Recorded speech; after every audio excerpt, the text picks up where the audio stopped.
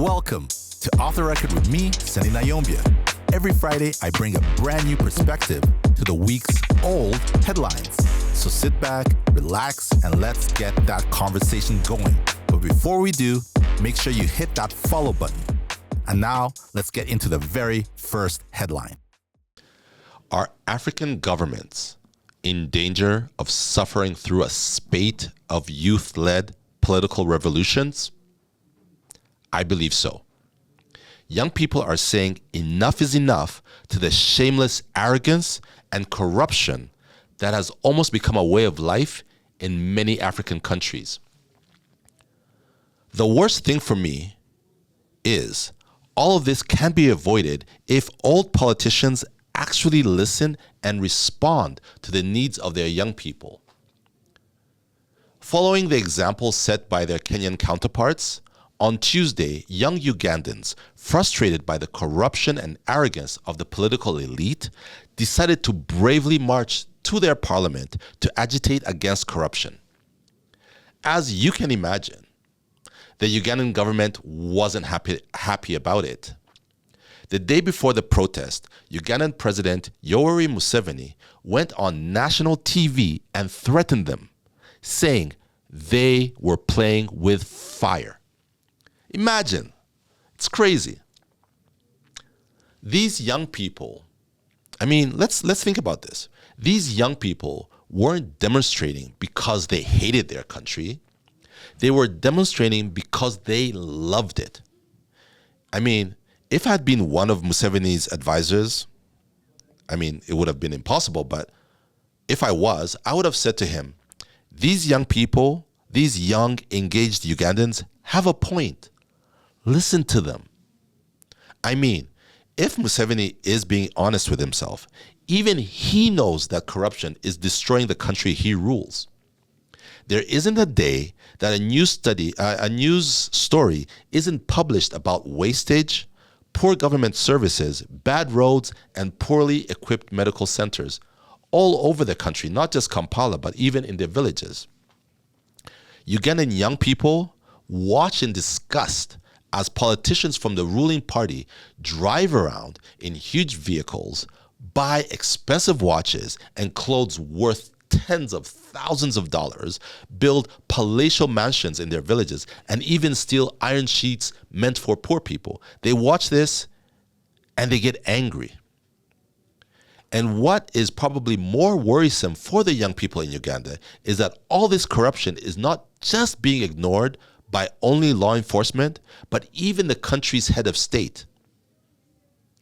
And as he threatened, Museveni's police and army arrested the young demonstrators. It's actually happening right now. To make matters worse, I'm seeing some people on Twitter allege that some young male demonstrators are actually being sexually assaulted in prison, which is kind of weird because this is the same country that is threatening to kill gay people if they're caught.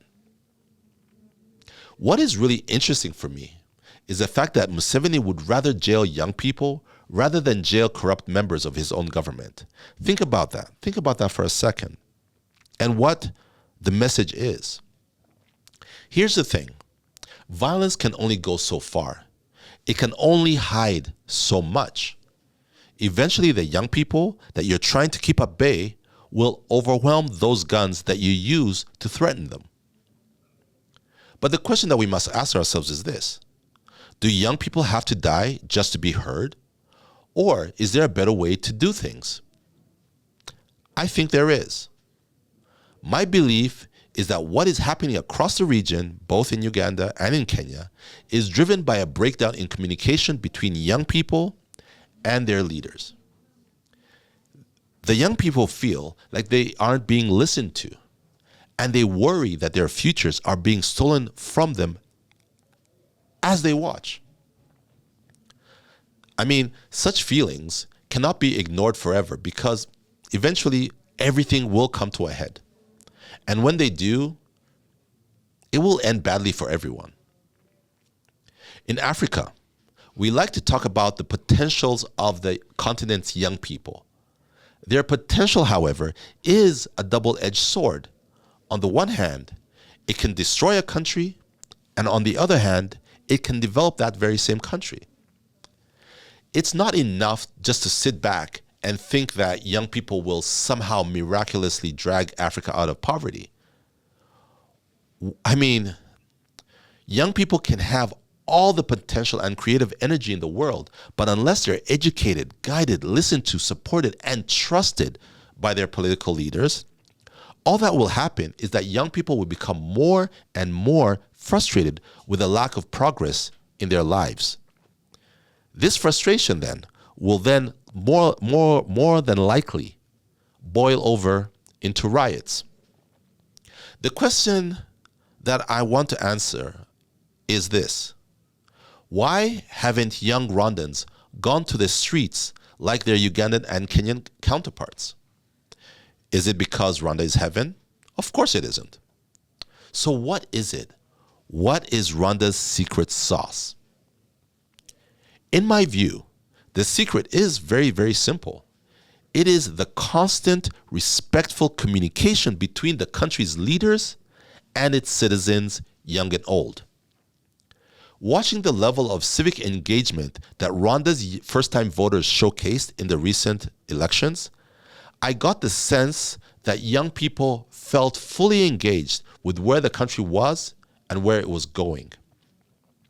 The two-way communication between the government and citizens isn't something, however, that occurred haphazardly.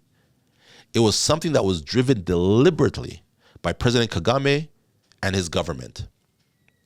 In my view, the first major step on this road was in 2003 when the first ever national dialogue, otherwise known as Mishichirano, took place. For the very first time in our history, both colonial and post-colonial, citizens and leaders sat in one room and spoke honestly and openly about the national agenda. The next major second step occurred, I believe, in 2009 when President Kagame joined Twitter.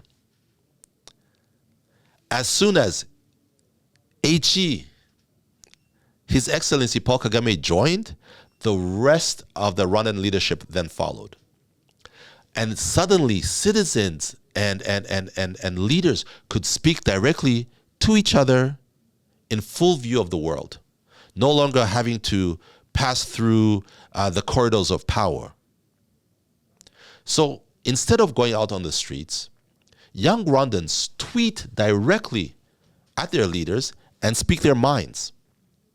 And because our leaders understand that the young aren't enemies of the state, but rather the future of Rwanda, they are heard. Now, talking about Rwanda's development, I think it might be time for us to discuss one of the consequences of all the development around us, especially here in Kigali. Here, I'm talking about air quality.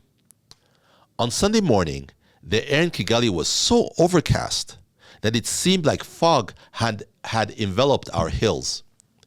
Thing is, it wasn't fog, it was pollution. How do I know this? Well, I went online and checked Kigali's air quality.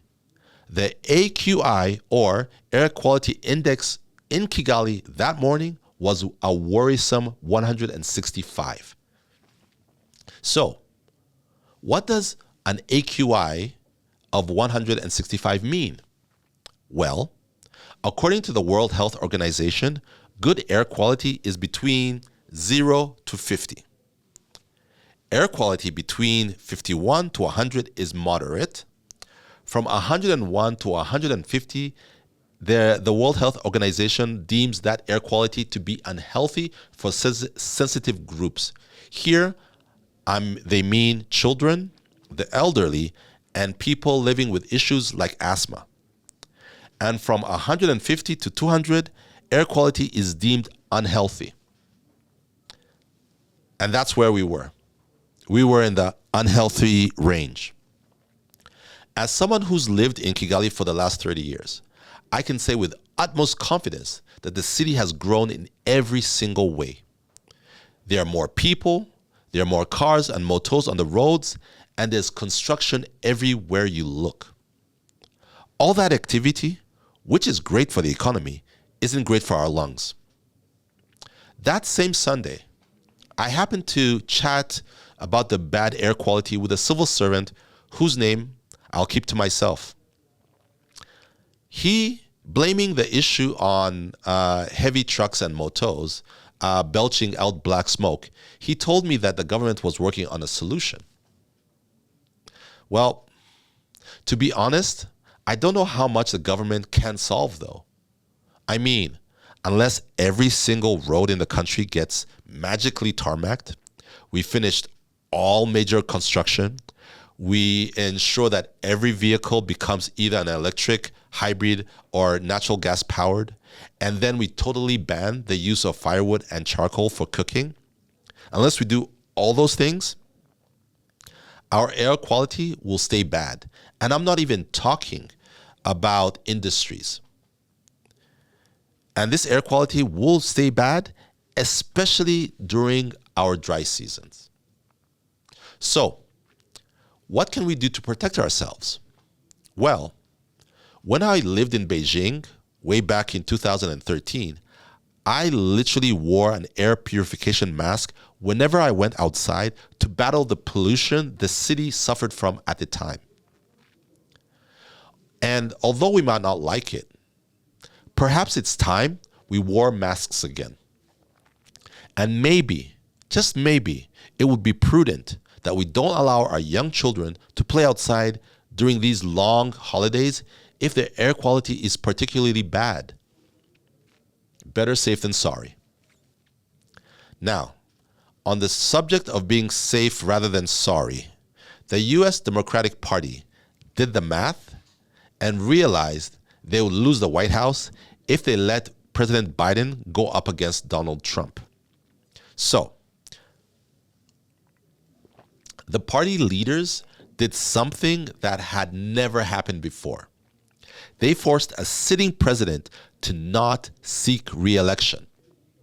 Actually, if this had happened in Africa, in an African country, in an African political party, ruling political party, the move would have been deemed a coup d'etat by CNN. So it's going to be Vice President Kamala Harris going up against Trump. The question that I guess the Americans will answer is, can a half Jamaican, half Indian woman beat a white man? Well, the question then becomes, does Vice President Harris actually have a good chance? Well, sure she does. There's always a chance because of their two-party system. Although, in terms of chances, she would have stood a much better chance if she had had a bit more time to campaign. But that's life. She literally has just 2 months to try to beat the Donald. So, between the two, Kamala Harris and Donald Trump, who do I want to win? If you ask me, it all depends. If I answer myself as a global citizen, I'd say I want Kamala Harris to win. Trump has horrible, harmful policies against around the issue of global warming, and that's an issue I really care about. If he wins, the fight against global warming is done. We will roast. However, if you ask me as just a Rwandan, who I want to win, I'll say Trump. I honestly believe that whenever the Americans stick their noses in African issues, the issues always become worse. And the thing is, Republicans don't really care about Africa. So because of that, they usually just leave us alone. Democrats, however, they love to get involved in Africa. And here's the thing, it always ends badly for us. So I guess I'm in between a rock and a hard place. Every option is bad. One is bad for the world. One is bad for Africans. Either way, as Rwandans, we're in a whole lot of trouble.